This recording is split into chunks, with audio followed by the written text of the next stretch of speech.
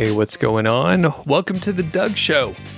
My name's Doug Cunnington, and in this episode, it's going to be a mailbag. I'm going to answer some questions here. And if you do want to ask questions yourself, you can shoot me an email, feedback@doug.show. And those emails come directly to me. I answer all of them.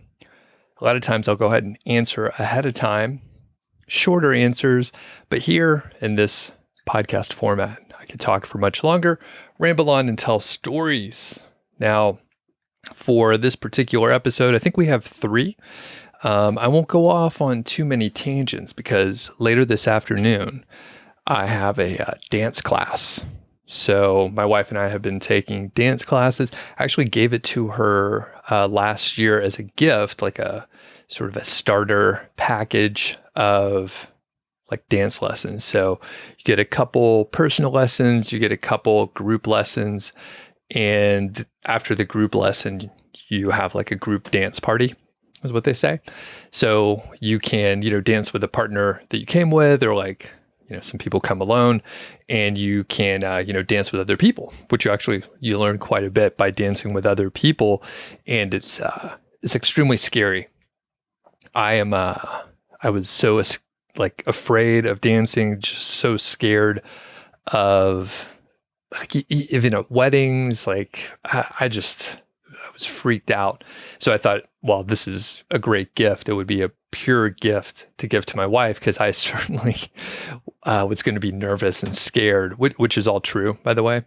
But eventually you get over it. I got a little bit better, much slower than her. I think she danced when she was in say elementary school or middle school or something. And she had some chops. So with the intro classes, we end up doing sort of, I guess you would say it's like ballroom, but we do like Roomba, foxtrot, some swing, waltz, a couple other things. So they kind of show you a handful, and you get the basics. They show you some other basics, and then slowly they layer on other things. And like I said, when you dance with other people, it is, frightening. It's extremely frightening. Not going to lie to you. But once you get used to it, it's pretty cool. And once you get over being embarrassed and nervous, like I did, it's actually pretty fun. So we made it through the intro stuff, and then we've been going back. So I have a lesson in a little while. It's been a few weeks, and like anything, any skill that you're trying to develop, you get better when you keep going consistently. And especially for me, I need very slow new stuff. And I need to have the previous things reinforced over and over and over and over again. But it's been a blast. And, we've met a handful of people. I actually introduced some of my friends to check it out also. So we've seen some friends check it out too.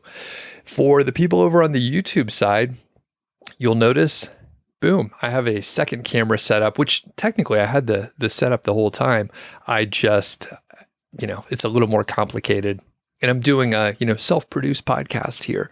So I do have 2 cameras. One's just a little different angle. It doesn't really matter much, but I was like, I have all this shit set up, so I may as well do it.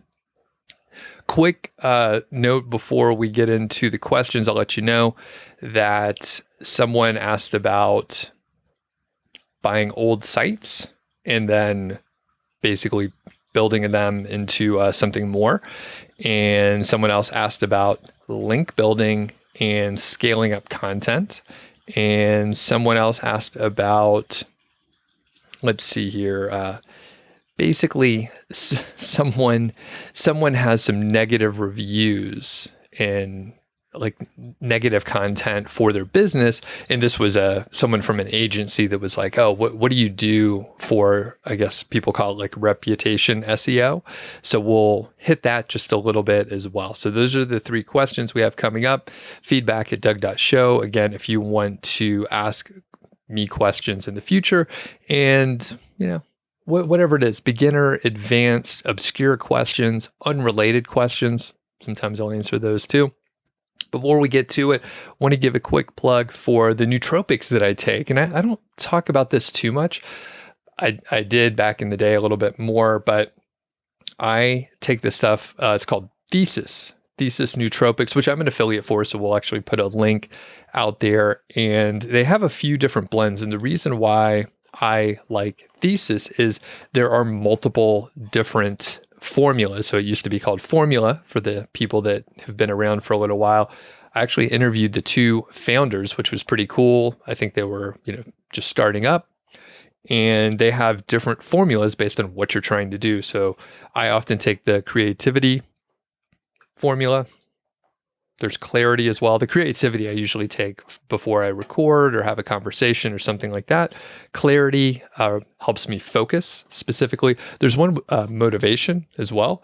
And there's another one here, which is energy, which the box is upside down. And I'll snag that before a workout. I personally have been getting the caffeine-free version. So they have caffeine free, depending on what you want to do. In the past, I was like, I want to drink my caffeine in the form of coffee because I was drinking a lot of coffee.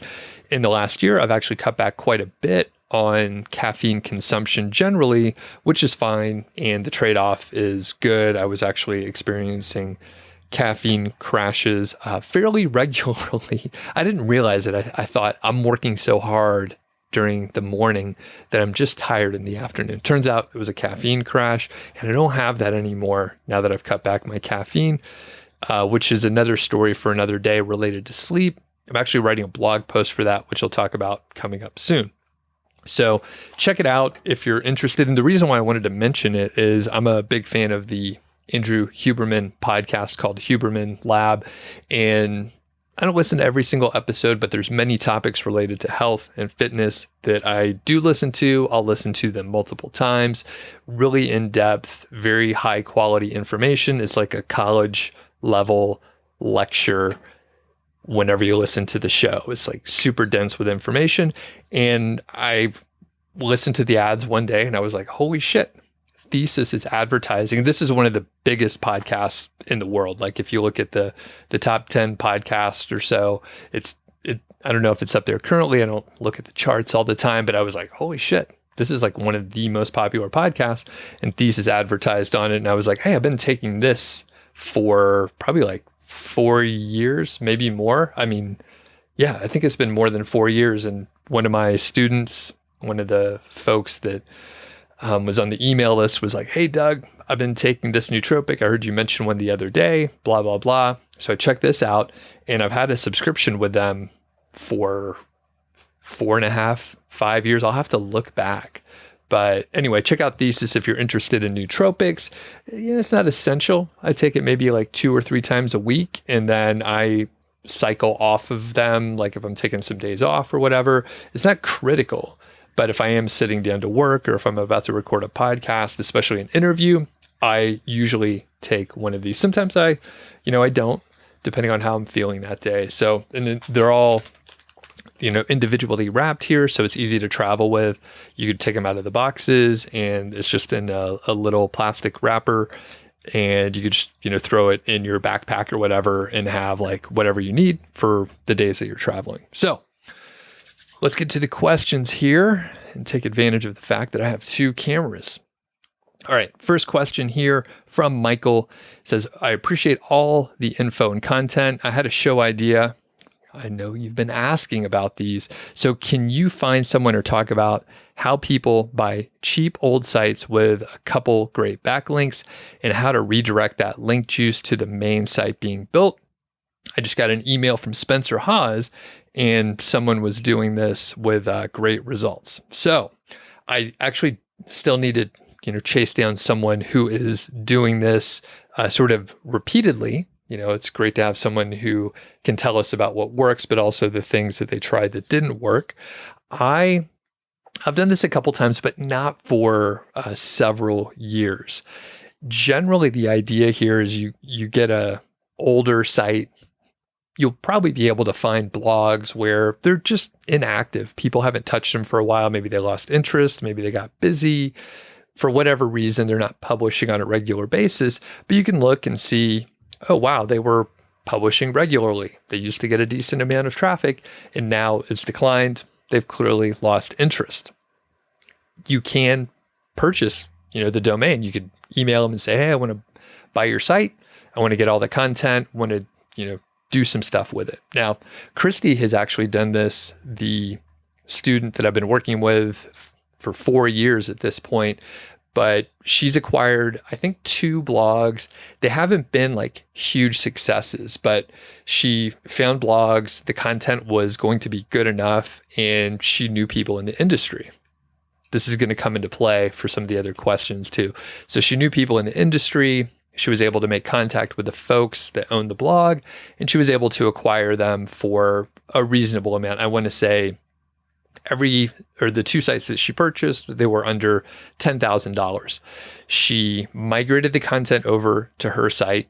She 301 redirected each one of the former URLs to her current site. So the old site is pointing to the new site to pass any link juice, any rankings, any traffic that is coming through via referrals would show up on the same content on her site.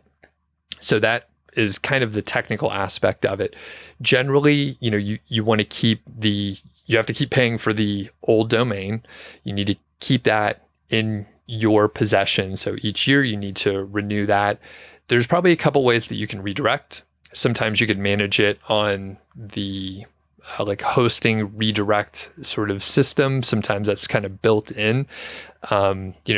Check with your host, but they should be able to direct you if that's something that you can do. Sometimes you find people that install WordPress, and then they will essentially have a skeleton set up, but mainly it's easy to set up WordPress. It just takes a minute or two. And the main thing is they're setting up an htaccess file, and then they're putting in all the 301 redirects, just, one line per URL. There's a way to do it a little more sophisticated. If you wanted to, if regular expressions, then you can maybe do it a little differently. But the easiest way is just to, one for one, transfer it over. It's very clear what's happening. If there's any issues, it's pretty easy to fix. You could trace it down. If you have a huge list of URLs, may take a little long to process, but generally a 301 redirect in an htaccess file, that works pretty quickly and it's pretty fast.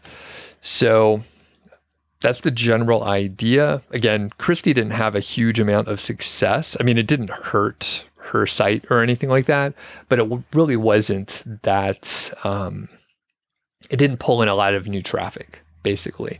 And that was the hope. Like all of a sudden you're getting, 100 posts, you're going to get more traffic, but you could kind of imagine like whatever traffic that the existing site is getting, that's what's going to come through. It takes sometimes, 1 to, I would say, 4 weeks for the traffic to fully recover. Sometimes it's really fast, but sometimes it takes a little while for Google to crawl, find the 301 and go from there. But generally it's pretty quick. Traffic should recover back to whatever it was on the original site. So I think if you did have some capital, if you were able to go around and identify sites within your niche that seem to be neglected, that look like they would be a good value either for content or their backlinks, this is a valid way. Basically, just it's like buying small businesses and then creating a sort of conglomerate of these other older sites and just consolidating them. So I think it's a valid way to do it. You may run into a couple issues, like if people are, maybe they're a little too precious about their site and they don't want to sell it. They put a lot of time in it. So maybe they are valuing it more than it would be on the open market. But at the same time, you could also find people that maybe they've moved past that phase and they're okay with selling it. Okay, next question here. This one is from Dave. Dave says, I discovered your channel recently. I'm doing okay with my website, but I have 2 major challenges: scaling up content and link building. I'm working on the former, which is scaling, but I appreciate some help with the latter. I think the success I've had so far has been on the quality of my content. Dave is a magazine editor for his day job, but I only have around 35 posts on my site. I'm struggling to find writers that meet my high standards, so I'm doing the writing myself, but that's another story that I need to address. And I'll jump in really quick. Dave, I think that's great. The people that seem to be the most successful have a writing background in some capacity. So if you're a magazine editor, then I think you're perfectly suited for writing the content and editing it and like doing an awesome job on the content, which I think that is maybe one of the biggest success markers for people that I've worked with.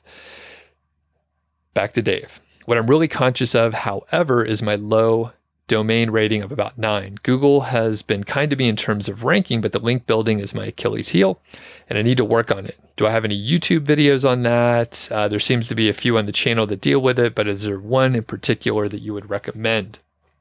So I don't think I have like a super current one, but I did point Dave towards a podcast episode just for, longer explanation. I did tell him that he has a huge advantage because he has the writing background and he'll probably be able to stick with it longer. He'll do a better job. He is a writer. That is a huge deal. So the short answer that I wrote back about the link building was maybe don't worry about it too much in the short term. I've been talking to, more and more people that they have no interest in link building. Maybe they dabbled with it in the past, but they have decided they're going to spend their time on writing, creating content, and taking that route, just spending all their effort on content and not really worry about link building. So I mentioned that Spencer would maybe come into play. I just did an interview with him a couple days ago. Interview is going to come out, I think, in the next week or two, so stay tuned for that. But basically, he worked on Niche Pursuits, his main website. He's grown the traffic by like over 5x, almost 6x. Huge growth in terms of revenue as well, which I pressed him on sharing revenue numbers. So he reveals a little bit. I'll just give you that teaser and I won't tell you any more details, but I did press him on that. I asked a few more questions and he was a great sport to answer as much as he felt comfortable answering. That said, Spencer told me that he doesn't spend any time on link building. So he had this huge growth. He's put a bunch of time and money into Niche Pursuits. He didn't spend any time on link building, which is kind of cool. I mean, it's really amazing. He also mentioned that he was never a great link builder and sounds like he didn't have a big interest level in that area. So he just hasn't worried about it and it's been fine. Now, the caveat is he doesn't have a new site. Spencer's site has been around for 10 plus years. He is well known in the industry. He has like partnerships with other companies where basically he is one of the owners of companies. So he has the ability to sway his weight around and like get some attention. So it's not a one-to-one. I mean, Dave mentioned it's a relatively new blog. It's not like you're dealing with the same thing that Spencer was. So you can't discount the fact that Spencer's site has a DR of like 70 something. Big difference. However, I think you're okay to spend most of your time on content. I would focus on building relationships. So instead of thinking about, quote, link building, think about networking, think about marketing. So when you're networking, actually ignore the marketing portion for a second, because a lot of people may hear that and think sending cold emails, which I don't think that's a great idea. For the people that you really want to work with, the cold emails are not going to work that well. I'm a fairly nice guy, but the cold emails, there's just a huge number of them, and it's much easier for me to just ignore all of them. If I get a warm intro, that's much better. I'll usually participate in a back and forth. It may not work out, but I'll still participate. Cold emails, not so much. So focus on the networking part. That could be sharing other people's content. That could be featuring someone in a roundup. For example, top 10 YouTubers to follow in X industry, top 10 Instagram influencers to follow in whatever industry. You can mix and match it. And basically, you're sort of creating a reason to reach out to those people. You could even, frame it like, hey, I featured you here. Can you take a look? Let me know if you want anything changed or if you want to add anything. So you're literally not asking for anything. You created the opportunity to reach out.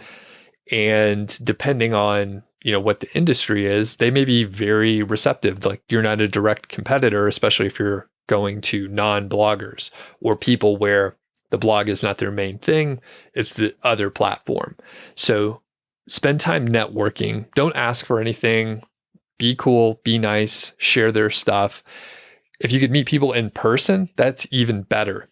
If you can go to some industry event or conference, that's going to be a much different situation than sending someone an email.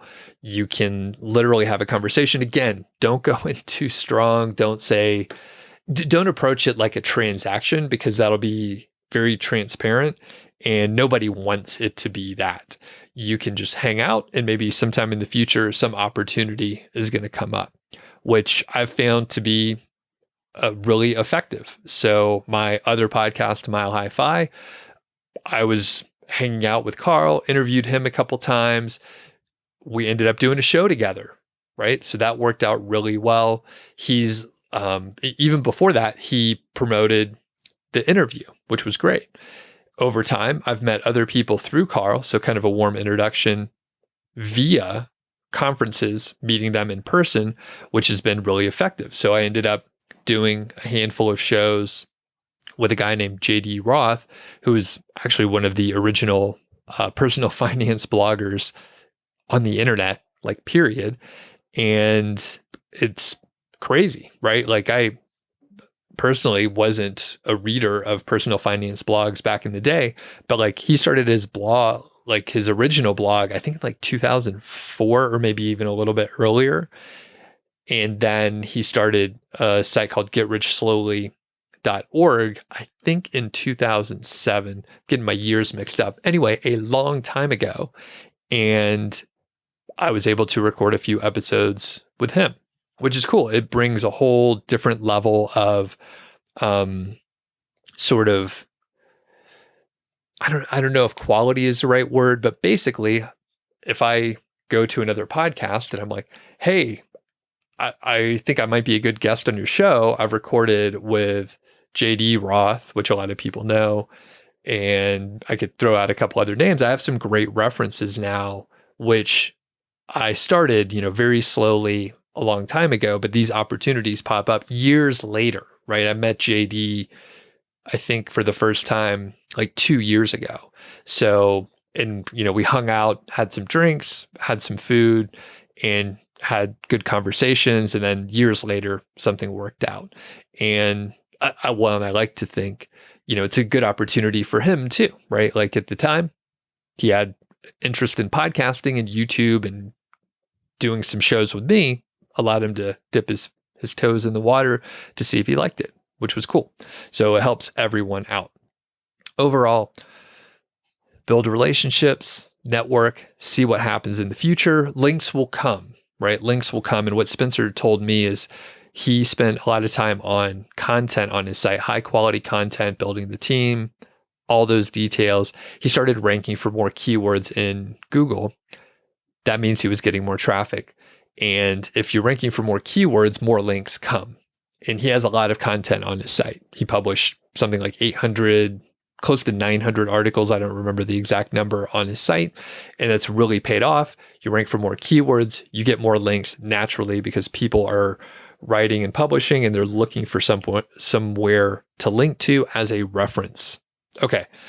As we are moving on, last question coming in. So, and I didn't write his name. I think this was from Matt though. I have a client that has a YouTube video that comes up for a keyword on Google search results made by an unhappy customer. They asked me how to, quote, get rid of it. They don't want it in the search results anymore. I'm guessing there are some strategies here, like getting it pushed down, something like that. Definitely not in his wheelhouse. So do you know of anyone that has worked on this sort of thing before and I may be able to refer my client to? So I didn't know anyone off the top of my head. And, I don't work in the agency area, so I don't run across clients or providers generally. But basically, I think this is called like reputation SEO. And typically, I think you just create a lot of content that crowds out the negative aspect of, or the negative result, whatever it may be. Now, I think because this is a video and it's YouTube, I was like, I think you're going to have to create a handful of videos to get it crowded out from there. And it's unfortunate, right? I think it's just, they said it's an unhappy customer. I don't know what the video was. I don't know the company. Could be valid, might not be, but internet's a crazy place, right? So there's like, you may have 9,000 like positive reviews and then like 2 negative 1-star reviews, which are, potentially like a shipping issue. You see those 1-star reviews where it says the item showed up broken. I think the delivery person dropped it or something. And it's like no fault of the actual product, but there's still a negative review out there.